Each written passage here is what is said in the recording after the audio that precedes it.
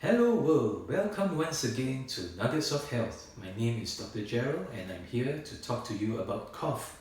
If you have a dry, scratchy throat resulting in an unproductive, raspy cough, then the solution is to drink 2 to 3 mouthfuls of water every half an hour.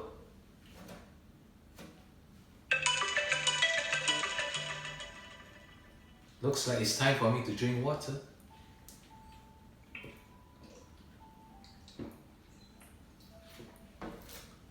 This will help to wash off any irritants that's causing the cough and to moisturize the throat. Moreover, you will stay hydrated and energized throughout the day. However, do not drink flavored drinks, especially coffee, tea, soda pops, and energy drinks.